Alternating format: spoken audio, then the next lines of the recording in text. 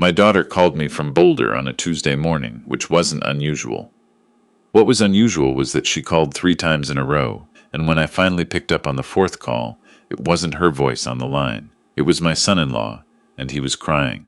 Before we continue, please subscribe to the channel and drop a comment telling me what time it is where you are right now. I need to back up a little. My name is not important. What matters is that I spent 31 years as a cardiovascular surgeon at Emory University Hospital in Atlanta, and in that time I learned one thing above everything else. The body does not lie. Symptoms tell the truth even when people don't. I retired at 64 with a clean conscience, a pension that covered our needs comfortably, and a marriage that had somehow survived the brutal schedule of a surgical career. My wife, Barbara, had been a high school English teacher for 27 years. She was the kind of woman who brought casseroles to sick neighbors and remembered the names of every student she'd ever taught. Between the two of us, we'd built something solid, nothing flashy, just solid. Our daughter, Renee, was 38. She lived in Boulder with her husband, a man I'll call my son-in-law, because that's the most I can bring myself to call him now. They'd been married 6 years. He worked in commercial real estate. Renee taught yoga and ran a small wellness coaching business online. They seemed happy. Or I thought they did. Our son, Philip, lived 40 minutes from us in Decatur. He worked in hospital administration, which was how I knew him well enough to read when something was off. Philip was steady, methodical, not the kind of person who called crying. So when I heard his voice that morning, thin and cracking through the phone, I sat down without meaning to. "Dad," he said, "something happened to Mom." Barbara had flown to Boulder 3 weeks earlier. Renee had mentioned offhand that she was going through a hard stretch, that the business wasn't generating what she'd hoped, that she felt overwhelmed. Barbara didn't need more than that. She booked a flight the same week, called it a girl's trip, and packed enough to stay for a month if needed. That was Barbara. She didn't ask if she was wanted. She just showed up. I'd stayed in Atlanta. I had a standing golf game on Tuesdays, a book club I actually liked, and 31 years of learning to give Barbara her independence. We texted every morning. She sent me a photo of the Flatirons at sunrise on day 2 and wrote, "Gorgeous out here. Wish you could see it." That was the last message I received from her. 5 days of silence from a woman who had texted me good morning every single day for 39 years. I told myself she'd gotten wrapped up in things. Barbara was like that sometimes, fully absorbed. I told myself Renee's Wi-Fi was spotty, that she'd dropped her phone, that the altitude had her tired. I told myself reasonable things because the alternative was not reasonable. On day 4, I called Renee's number. It rang twice and went to voicemail. I called again. Same thing. I called my son-in-law. Straight to voicemail. I texted all 3 of them and watched the messages sit unread for 6 hours. That evening, I drove to Philip's house and sat at his kitchen table and said, out loud for the first time, that I was scared. Philip was already on his laptop. He'd been trying to reach Renee since the day before without telling me because he didn't want to worry me. He looked up from the screen and said, "Dad, I think we need to call someone." We called Boulder PD for a welfare check. The dispatcher was polite and efficient. She said an officer would be sent to the address. We waited 90 minutes. Then she called back. She said officers had made contact with a male resident at the address who confirmed that his wife was fine and that her mother had returned home early due to a family matter. No disturbance observed. No further action required. I stared at Philip across the table. She didn't return home, I said. I would know. We were booked on a 6 a.m. flight to Denver the next morning. I don't remember much about the drive from Denver to Boulder. Philip drove. I watched the mountains come up out of the flat land and thought about Barbara, about a morning 39 years ago when she'd stood in the doorway of our first apartment in her bathrobe and said, "I think I'm going to love you for a very long time." I thought about that. I don't know why. Maybe because it seemed far away in a way it had never seemed before. We pulled up to Renee's house just after 9 in the morning. It was a nice house, craftsman style, in a neighborhood with mature trees and well-kept lawns. Nothing looked wrong. That was the first thing I noticed. Nothing looked wrong at all.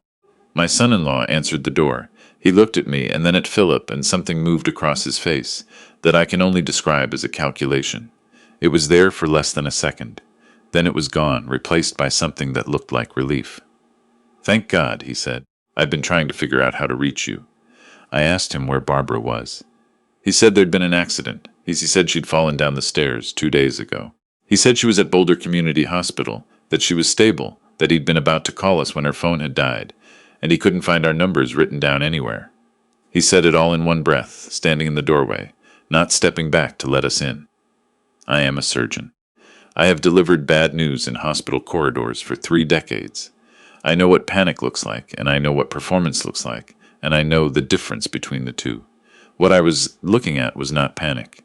I pushed past him and went back to the car. Philip drove us to the hospital in 11 minutes.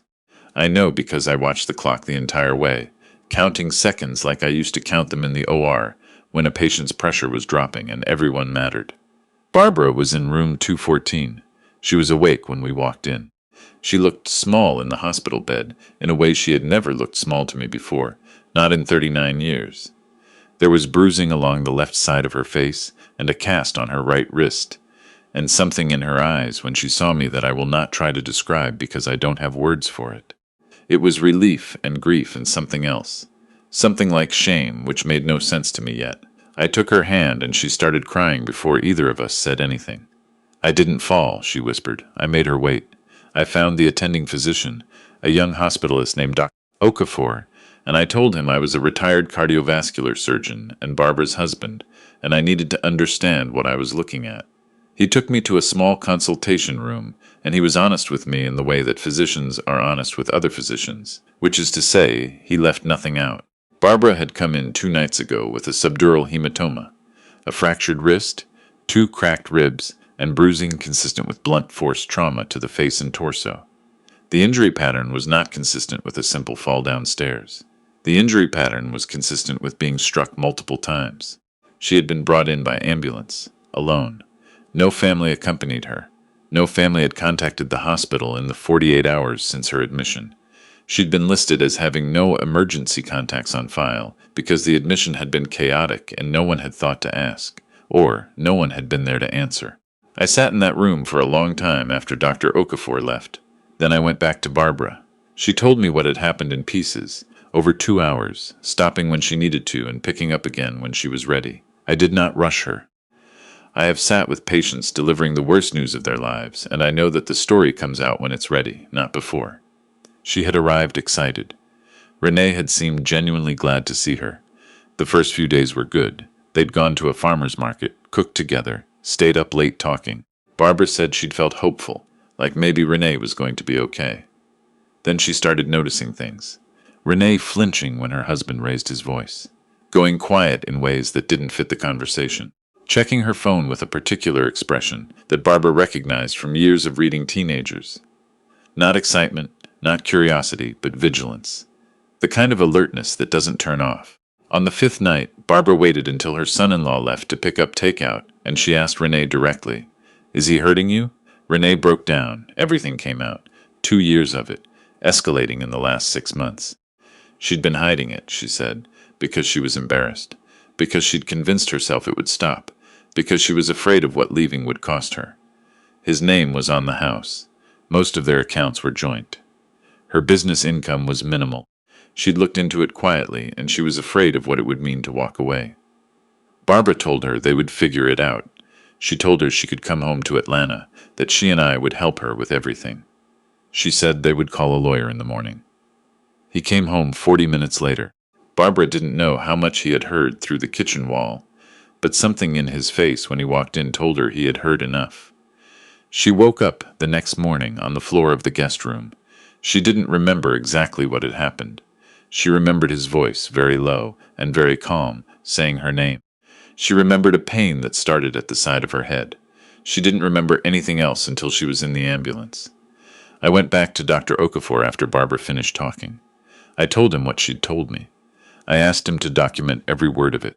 Then I walked outside into the thin Colorado air and called the best attorney I knew in the state of Georgia, who gave me the name of the best family law attorney she knew in Boulder, and I called that woman next. Her name was Patricia Chen.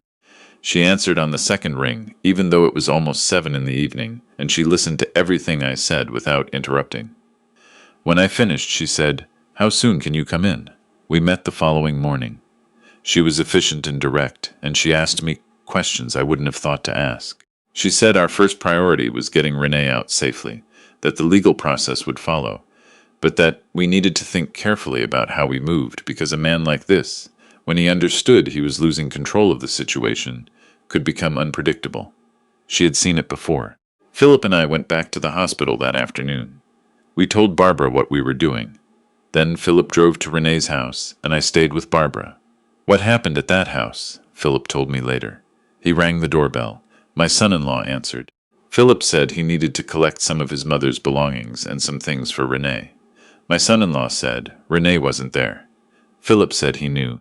He held up a phone and said he had just been speaking to Patricia Chen, and that if my son-in-law would like to call his own attorney, that was his business, but Philip was going to need to come inside now. He stepped back and let Philip in. Renee had given us a list. Philip collected everything on it, plus the one thing not on the list that Renee had asked for, at the last minute, the lockbox from the top shelf of the bedroom closet that contained her passport and her grandmother's jewelry and a folder of documents she'd been building quietly for 8 months. Pay stubs. Medical records from a clinic visit she'd told him was a routine checkup. Photographs she'd taken of bruises before they faded, date-stamped, stored in a hidden folder on a cloud account he didn't know about. 8 months. My daughter had been building a case file for 8 months without telling either of us, because she didn't want to worry us and didn't think anyone would believe her. I thought about that for a long time. Patricia Chen filed for an emergency protective order that afternoon. Given the documented evidence and Barbara's medical records and the hospital's injury assessment, the judge granted it within hours. My son-in-law was served that evening by a Boulder County Sheriff's deputy. He was required to vacate the property immediately and stay a minimum of 500 feet from Renee, from Barbara, from me, and from Philip. He called my cell phone at 10:47 that night. I let it ring. He called 6 more times before midnight. He sent 12 text messages ranging from apology to accusation to something that was neither. Just a long, incoherent paragraph about everything he'd done for Renee, and how he was being made into a villain by people who didn't understand their relationship. I read them once, and then I sent them to Patricia Chen. The criminal process moved separately from the civil process. Boulder PD had taken Barbara's statement at the hospital and opened a domestic violence investigation. The district attorney's office was reviewing the medical evidence. Patricia Chen was guiding the divorce proceedings. I had hired a private investigator in Boulder, a former sheriff's deputy named Harlan Webb, to put together a full financial picture. What Harlan found in the first 72 hours changed the shape of what I thought I was dealing with. My son-in-law had refinanced the Boulder house 18 months ago without telling Renee. She was on the original mortgage, but the refinance paperwork had been handled while she was visiting a friend in Portland. Her signature was on the documents. He claimed she'd signed remotely. She had no memory of doing so, and said the signature did not look like hers. Harlan sent the documents to a forensic handwriting examiner. There was more. He had taken out a personal loan against a joint investment account 14 months ago, liquidating most of it. The account had contained $180,000 accumulated over 6 years of their marriage, including $60,000 that Renee had contributed from an inheritance she'd received when her grandfather died. It was almost entirely gone. He had moved what remained into an account in his name only 3 weeks before Barbara arrived in Boulder. 3 weeks. Harlan found one more thing. 6 weeks before Barbara's visit, my son-in-law had called a financial advisor in Denver and asked a specific question. In the state of Colorado, does a spouse inherit automatically if there is no will and the other spouse's parents are still living? The advisor had answered the question. Harlan had the call log. I sat in Philip's hotel room in Boulder and I read Harlan's report twice. Then I put it down and I looked at my son, who was watching me from across the room, and I said, he wasn't just trying to control her. He was trying to make sure she didn't leave with anything. Philip said, or at all. I didn't respond to that. Some thoughts need a few days before you can say them out loud. The forensic examiner confirmed within 2 weeks that the refinance signature was not Barbara's and bore significant inconsistencies with Renee's known handwriting samples. The district attorney added forgery charges to the domestic violence case. Boulder PD arrested him on a Thursday morning. I was at the hospital with Barbara when Philip texted me the news, and I watched Barbara read the text over my shoulder, and I watched something in her face shift. a tension she'd been holding since that guest room floor, finally letting go a little. His attorney, a defense lawyer from Denver who specialized in white-collar cases and had apparently branched into domestic matters, released a statement suggesting the charges were retaliatory, driven by a vindictive in-law who could not accept that his daughter had made choices he disapproved of. The statement was careful and polished, and said nothing that could be directly refuted, and everything that was designed to plant doubt. I had spent 3 decades watching people fight for their lives. I was not going to be managed by a press release. I called a journalist I'd met years ago through the Emory medical community, a woman who now covered legal affairs for the Denver Post. I did not give her a story. I gave her the public court documents, which contained enough that she wrote the story herself. Forensic evidence of signature forgery, financial liquidation of joint assets, documented injury pattern, 8 months of records a woman had kept in secret because she was afraid. The story ran on a Sunday. By Monday morning, 2 other women had contacted Boulder PD saying they had encountered him in prior relationships. One had a restraining order from Reno from 4 years ago that his background check for their marriage license had somehow not surfaced. She had photographs. The DA added a prior history of domestic violence to the case file. Bail was set at $250,000 when the additional charges were filed. He did not make bail. Renee stayed at the hotel with us for the first week, and then we found her a short-term rental in a neighborhood her friends recommended, close enough to people who knew her, and far enough from everywhere he had ever been. She was quieter than I'd seen her in years. Not broken, just recalibrating. The way a person does when they've been holding themselves in a shape that wasn't natural for too long, and their body is slowly remembering how to stand up straight. Barbara was discharged after 5 days. The subdural hematoma resolved without surgical intervention, which Dr. Okafor said was fortunate, which was a physician's way of saying that another hour might have changed the outcome considerably. The wrist required a second casting, after the initial swelling reduced. The ribs healed on their own. The other things healed more slowly and less predictably. She had headaches for weeks. She had nights where she'd wake up and not know where she was for a few seconds. She was patient with herself about it, in the way she'd always been patient with her students, and I was less patient than she was, and she knew that. We stayed in Boulder for 6 weeks total. I want to say it felt long. It didn't. It felt exactly as long as it needed to be. Patricia Chen was precise and thorough. The divorce proceedings moved efficiently given the evidence. Though his attorney fought everything that could be fought, which added time and cost, and a particular kind of exhaustion that comes from watching someone use legal procedure as a weapon after they've already used other things as weapons. The marital estate, such as it was after the liquidation, was subject to a fraud claim alongside the divorce settlement. Colorado courts take financial fraud in marriage seriously. The forensic accountant Patricia brought in reconstructed every transaction. In the end, he was ordered to repay the liquidated funds plus interest and penalties. His own assets, a commercial real estate portfolio he'd built separately before the marriage, were partially levied to satisfy the judgment. He walked away with considerably less than he'd planned for. The criminal trial took 8 months to reach a verdict. Renee testified. Barbara testified. The woman from Reno testified via video link. The forensic handwriting expert testified. The financial records were entered into evidence, and the jury had them for 3 days. Guilty on the domestic violence charges. Guilty on the forgery charges. Guilty on 2 counts of fraud. The prior conduct evidence from Reno was permitted in sentencing. Renee held my hand when the verdict came in. Barbara was on her other side. Neither of them cried. I think they'd done their crying already. The judge at sentencing had the bearing of someone who had sat on the bench long enough to recognize a pattern when it was in front of him. He addressed my son-in-law directly. He said, "You systematically isolated a woman from her financial independence, and then from her own family's awareness of what you were doing to her. When that system was threatened, you used physical violence. When that failed, you forged documents to protect your assets. You did not do this once. The woman who testified from Reno is evidence that you've done this before, and believed you could do it again." He paused. 14 years, he said. 14 years in the Colorado Department of Corrections. He would not be eligible for parole consideration for 11. His attorney asked him something quietly. He sat very still. He did not look at any of us. We drove back to the rental that evening, the 4 of us, And Renee made soup from a recipe Barbara had taught her in high school, a chicken soup with too much dill that my mother-in-law had brought from somewhere, and that Barbara had been making since before Renee was born.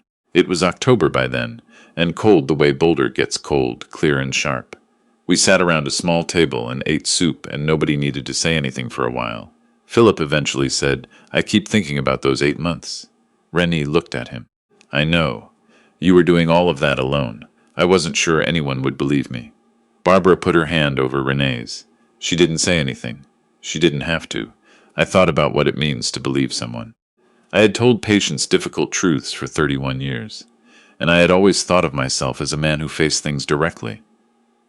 But my daughter had sat at tables with us and answered questions about her life, and given us the answers she thought we wanted, and we had believed her because it was easier. We had believed her because we trusted our read of the situation, and our read had been wrong for 2 years. I don't say that to be hard on myself. I say it because it's true, and true things deserve to be said plainly. Renee started over in Boulder. She kept the house, it was hers in the settlement, and spent a few months deciding what she actually wanted from it. She repainted the rooms. She let some friends help her move the furniture around. She started teaching in-person yoga again at a studio near the Pearl Street Mall and built her coaching practice back slowly and on her own terms. I visited in the spring. We hiked up to Chautauqua Park on a morning when the air was still cold. But the light was the particular gold you only get at altitude, and she walked ahead of me on the trail the way she always had since she was a kid, a little faster than necessary, turning around every few minutes to make sure I was keeping up. She looked like herself. That's all I can say. She looked like herself in a way she hadn't looked in longer than either of us wanted to count. Barbara's headaches resolved by winter. The wrist healed well. She went back to volunteering at the literacy program at our local library, which she'd been doing for 11 years. And the week she went back, she came home and said one of her regular students had finally finished reading his first full chapter book, and she described his face when he turned the last page, and she looked like herself too. We updated our estate documents with a new attorney. We had a long conversation about what we wanted our legacy to mean and where our resources should go.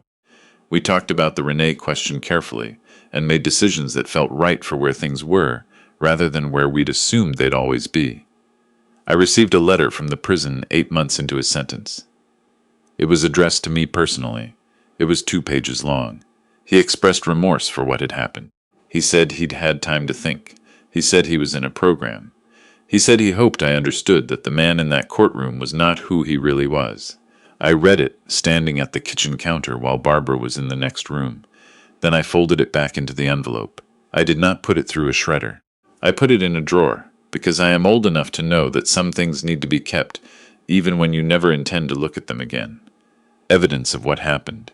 Proof of what people will say after.